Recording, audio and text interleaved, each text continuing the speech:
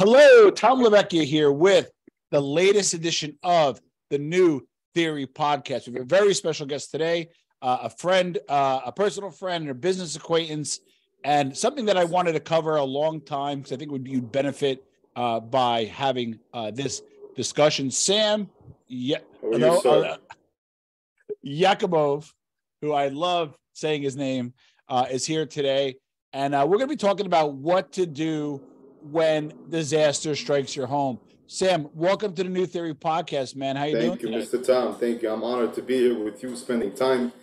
I have a lot of respect for you, what you do, appreciation, admiration, all your businesses, all your topics, all of interest to me, you know? Thank you.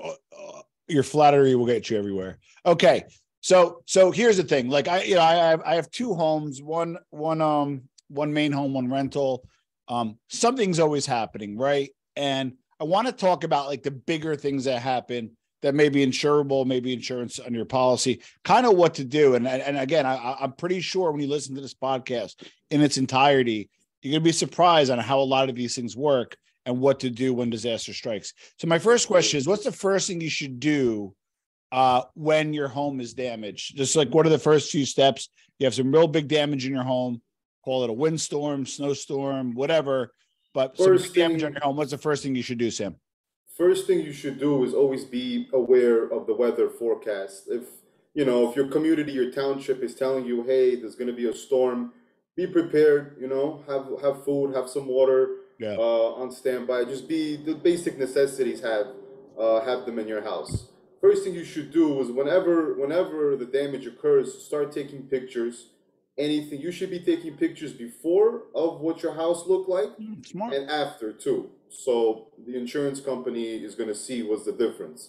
You should definitely, like I said, take pictures and just be constantly aware of what's going on, the updates in the community. Constantly be aware, you know what I mean? If it's too bad, if it's too severe, you should leave your property. You should leave your property, go somewhere safe, friend's house, family's house, just to wait out the storm. Okay, I like this because you're giving kind of practical advice. Hurricane Nicole is coming or whatever is coming. You know what? I'm in New Jersey. It's not going to be so bad. I'll stay home. But you know what? I kind of got that leaky, the issue with my roof, or I know that I did the roof last year, but I'm a little unsure. Let me go ahead and take some photos of maybe the ceilings behind the sink. Let me just take some photos. So I have a baseline. Have some photos of your house, what it looked like before in good condition. Yeah, I like and that. And then if you see damages occur on your roof and your ceilings, you have the before and after. Yeah, you see the before and after. It's a lot easier to navigate and control the claim with the insurance carrier, saying, "Hey, listen, this is what it was before." Yeah, and you can date it too. It's also good is to date everything, date and time everything. Smart. So whenever you like, hey, today is November 16th, this is what's going on to my into my interior of my house, and videos and pics is number one. The insurance company. That's what they do. So now disaster strikes, right? And something happens that's, pretty bad. Now, your visceral reaction is, I have insurance. Let me call my insurance company. But before we get there, I want to talk what you do. What is a public adjuster? What do public adjusters do? So a public adjuster is basically a licensed insurance professional to represent you. When I mean you, I mean the policyholder. I mean you. I mean the person who owns the house, person who owns the business or the commercial investment property. Yeah. So you're the policyholder. We represent you. We can handle. You could basically hire us, retain us as per an agreement for a percentage of the claims, and basically we run the entire claim from beginning to the end. And what we provide is assurance. We remove all the stress, all the headache, all the frustration of dealing with the insurance company, because we know what the insurance company wants. We know the process. We know what they're looking for. We know the questions they're going to ask. We're going to be prepared, and we're going to be on your side, fighting on your behalf to make sure that the insurance pays you the full amount, doesn't underpay you, and includes everything that should be included into your policy. And there's a lot of things that you don't know as a policyholder. You just, whenever you buy a house, they sell you the policy, you buy it, you're not really fully aware of the effects of it. but it can be stretched, it can be used to your benefit. And that's what you could hire a public adjuster for, is to represent the entire claim for you. So if you had a situation, you can call the insurance company yourself. I can take you through the steps of how the insurance company is going to react. But you have two options: either call the insurance company first, or call your public adjuster to consult with them first. Because our consultation is free. You can just say, "Hey, Sam, this is the situation. What should I do?" And we're obligated, fiduciary, and obligated, in a positive manner to represent you, to make sure that you have the right answers. And we're not going to be swaying you the wrong way. We're going to be swaying you the way that you reach the maximum, not the minimum, the maximum that you should be receiving on your loss. Love it. As you hear the ambiance in the background, Sam's a hardworking guy out of Queens. I'm in the office. He's always working. He has an office in New Jersey. He's all over. But I actually like the ambiance in the background, because that noise reminds you that disaster strikes. Okay. So now I'm going to ask the new dumb guy question here, Sam. Okay. I'm going to break everything down in layman terms so everybody. Yeah, but I would think I got roof damage. I have a leak. I have something that's insurable. Aren't these standard templated things that if I do it myself or you do it, are we going to get the same check, or there's a chance that you may get me to maximize my claim? Most probably. If you do the claim yourself, you have every right as a policyholder to do it yourself. Yeah. But what people don't understand is they have the legal rights to hire us. They have 100% of the right to hire us. And there's a lot of misconceptions that people think, hey, if I hire a public adjuster, are you guys going to be like, fighting the insurance? Are you guys going to make me look like it's a bad thing? Yeah. On the complete contrary, the insurance company would prefer that you hire a public adjuster, because we remove the emotion, the stress, the frustration, because we look at it through a very strict lens, saying, hey, this is what needs to be covered. We draw up everything. We get all the documents for you. We submit all the estimates. We're going to handle all the back and forth. If the insurance company is not going to cover something on our estimate, we're going to ask them, why not? Give us a detail. Why? Or we're going to constantly combat the insurance company for you on your behalf. And overall, the people, it's not your specialty. It's not your specialty. Claims handling isn't your specialty. You're not a professional in this. You don't know. You can miss a step. You can miss, a claim detail. We're not going to miss anything. We're going to be there before. If you hire us before, we're going to be there before the insurance company to scope it out with you, in front of you, saying, hey, listen, this is where the water's stretched. This needs to be replaced. This needs to be torn out. This needs to be added. This needs to be included. You're not just the average policyholder is not going to know how to ask the insurance carrier for this type of coverage. They're not going to know how to ask them correctly. Yeah. Well, we're the insurance standpoint too. You speak their language. You know. Yeah, we're on the same exact. We're in the same field. They represent the insurance company. We represent the homeowner. So we're there on their best interests. You're hiring us as like a legal advocate. You have every right as a policyholder to hire an advocate. Have that advocate. Yeah. Now, one of the biggest mistakes I understand, a little research I've done, is that one of the biggest mistakes is they call you after, meaning they call the insurance company and got a number. Right. Those are majority of the claims are open claims. How did I feel they got lowballed? Let me give them a call. So why should I call you first, versus calling you after? When you call us first, our job, our entire sole purpose is to get the claim done the first time. Not the second, not the third, not to go after it, not to stretch it out, to get it down the first time, to include everything in our estimate the first time. And with us, I don't want to talk percentages, but it's over a 90% chance that you're going to get a higher offer, faster offer, easier offer, and the claim is just going to flow a lot smoother. It's going to be a lot smoother because you're not going to have to deal with all the paperwork and all the headaches. I'm just going to come to you with the documents. Hey, this is what this means. Fill this out. This is going to get us the coverage for this. This is going to get us the coverage for that. And I just alleviate the stress for you because I'm a professional and I'm dealing with the insurance who are also professionals. Yeah. And they're professionals in squeezing you and underpaying you, kind of finessing you into believing that, hey, this is the amount you're going to get. You're not going to get more than this. On the contrary, there's a lot more value behind it. Yeah.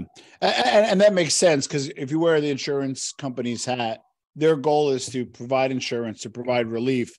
But they, as you want to maximize your benefit as a homeowner, they respectfully want to minimize your benefit. They underpay you and they lowball you. Correct. Underpay, lowball, and deny is what I deal with on a daily basis. People telling me, hey, I opened up a claim You know, they know the people are smart. They understand what it's going to cost because it's their home. They understand. So naturally, let's say a claim, something happened to you. You're under your sink, a pipe broke, and water got everywhere, damaged your tile floors, your cabinets, your cupboards, and everything around your kitchen is damaged. Yeah. So you know in your head that, hey, listen, this is an expensive kitchen. It should be valued around 50,000. So the insurance adjuster, if you're dealing with it directly yourself, they're gonna come and they're gonna value it at around 35,000. So they're gonna give you a good portion. They're gonna give you 80% of it. But that extra 15, you gotta fight for it now. You want it. You want to get that extra. You know it's there, and that's when you hire a public adjuster. And that's also a complicated process because they're already there. They already documented the scope. They already have all their evidence in front of them at the time of loss. And you're hiring somebody a couple of months afterwards to present a new case. It's doable. We have success rates for that, but it's just a little bit more tedious and complicated rather than you hiring us from the beginning, from the get-go, from the inception, and we're just navigating it from the entirety. We're navigating it from the beginning. We do the inspection with the insurance adjuster. We go over the damages. We provide an estimate. We provide an estimate for what we feel is necessary to recover from this covered loss. And the insurance company is usually almost up to par with my estimate, and we settle it like that. Okay, makes perfect sense. Now, just want to, so people understand, I want to understand too, is what's exactly the difference between an insurance adjuster and a public adjuster? Exactly. So naturally, there's three types of adjusters. There's a company staff adjuster, like a desk adjuster. Somebody, let's just say, for example, you have Allstate. Yeah. So Allstate has their own claims department. You submit the claim. Hey, I have a water damage situation in my home. They process the claim, and they have a company adjuster, staff adjuster, desk adjuster who gets the file, and he's basically so he's a company adjuster. What some insurance company do, they hire an independent insurance adjuster. This is a third-party independent company. They don't work for the insurance company. They work for the insurance company, but they're not staffed under them. They're retained as a third party. Advocating for the insurance company. Exactly. They're working for the insurance company, and they're representing their interests. They're representing, hey, they're in the area. Hey, we would like for you to go scope out a loss for us, give us an estimate, and give us the value of what you think this estimate costs. They work directly for the insurance company. They're going to come to you. They're going to pretend as if they're working for you, which they are, but their interest is to represent the insurance company. And the insurance company has their method of saying, hey, listen, this is what you're going to give. This is what you're not going to give. Try to squeeze here, try to squeeze there. They're not there to maximize. They're not there to go there and say, hey, I'm going to get this granite top covered. I'm going to get the detached reset of those cabinets covered. I'm going to get this covered. No, they're going to go in there and they're going to look at it in their aspect, in their view, because they're working for the insurance company. Insurance adjusters work for the insurance company. A public adjuster, very simply, works for you in your best interest on your behalf to make sure that the insurance company doesn't underpay, doesn't lowball, and gets it down the first time. You know, you can get that value. We can get that value in a year from when you started because you're constantly negotiating. Hey, I have invoices. I have this. We provide everything in one shot. We submit it and we demand the coverage. And you also have us as a backup that tomorrow they're going to give problems. They're going to want to say, hey, this is not covered. We have methods to combat them. We have insurance professionals that we work with. We have recovery methods. We have mitigation companies. I personally have a very close relationship with contractors, with restoration contractors that, if needed, I can have them on scene the same day applying their work. And we're using their estimates. We're getting that covered, and we're getting you the rebuild repair estimate as well for you to hire a contractor to do the repairs. Love it. What about again, maybe from the top line, because I know you could probably get granular, but top line, bigger picture, how do you determine the value of a claim? What are some, with a method? That's our specialty, right? So for a couple of examples, a tree falls onto your onto your roof on the side of your house. So what I would do is my job is the documentation, is to get a full documentation scope of what went down, of what happened. So when I would go there, I would have a drone to circle the entire roof, get the full aspect of how far the damage stretched. I would get a structural engineer, building consultant, and an estimator all together to prepare an estimate of the damages. So it will kind of be per claim. If it's a water damage on your second floor and your pipe and your toilet broke and water was coming out by the gallons and going down to the second, to the first, to the basement, I would go in there saying, hey, listen, we need to put a mitigation company in here ASAP. So they would go in there, they would tear out the walls, they would spray the antimicrobial, they would apply their air scrubbers and air movers, and we would build the claim like that. I would apply all these methods as I see the claim and what needs to be done. Some situations you don't need that. Some situations I would just have them clean it up and say, hey, listen, the water touched the floors, touched the tiles are cracked, they're buckling, I need a replacement on the entire room. What are the most common types of claims people make? Most common on a homeowner policy is water damage, pipes burst, discharge, supply line breaks, toilet overflow, a lot of water damage. Water damage is the most common claim that people, because water damage is, it's like you don't know the effect, you don't know the gravity of how badly it could affect your home. If you have a roof and it was a heavy windstorm, heavy rains, heavy winds, the windstorm can create a small gap, small hole of a half an inch to an inch. And you can talk about tens of gallons can be pouring in through that little hole that can be going behind the walls, that can be going underneath the floors, making the floors buckle, that can get behind your living room, your dining room, your kitchen. You know, as soon as the walls are wet, that's because something happened to the roof. And that's a claim. That's a roof claim right there. Yeah. Heavy winds, heavy rains caused a water intrusion on your roof, the water to come in. And we come in there and we document everything. And I mean, we document every inch of the house. And we put everything into our estimate. And we're standing behind the estimate. We're saying, hey, this is the value that we need. You know, and once you have us representing you, the insurance company, I don't want to say like, but they don't want to play games. They don't want to go back and forth. They want to get it done.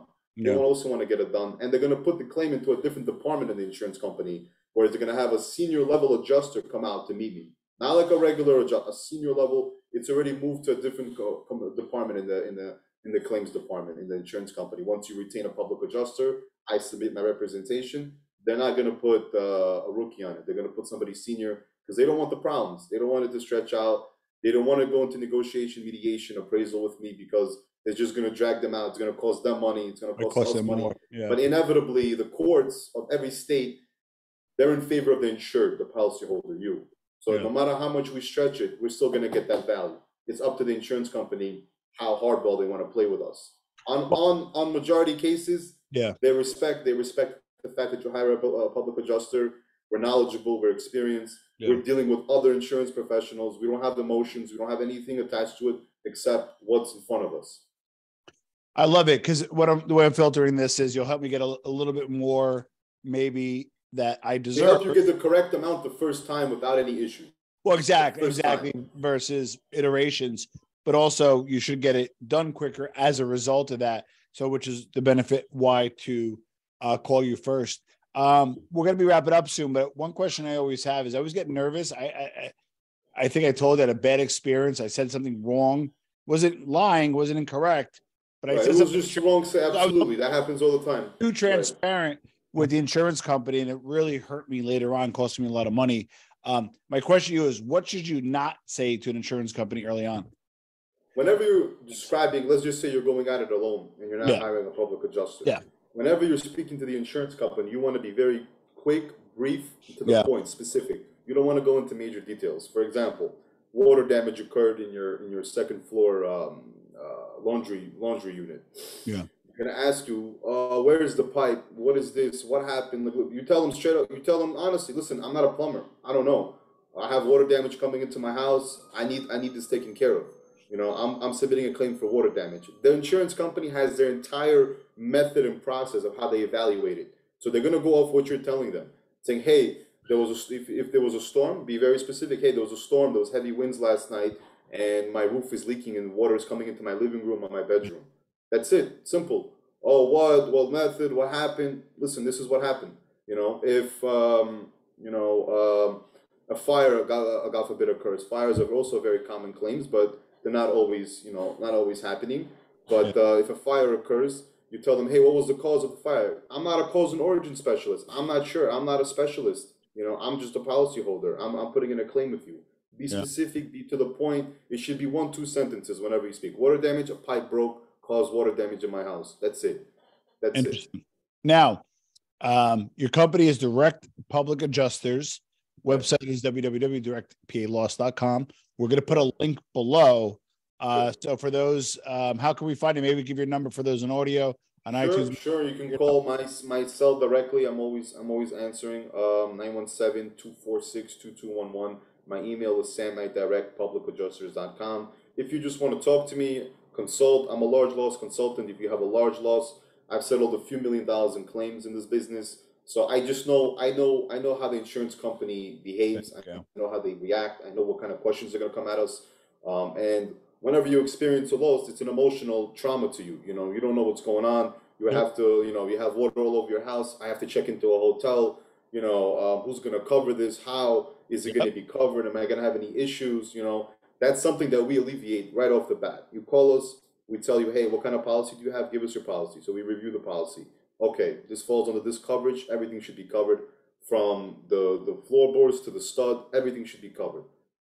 And we present it to the carrier, and like I said, the carrier, they don't want problems with the public adjuster, because we have the full weight of anything that we need. We can get appraisals, we can get attorneys involved, we can get litigations flowing, we can get, if we feel that the insurance company is devaluing and undervaluing the claim, we have many methods to combat them, and inevitably we're going to get that value for the insured.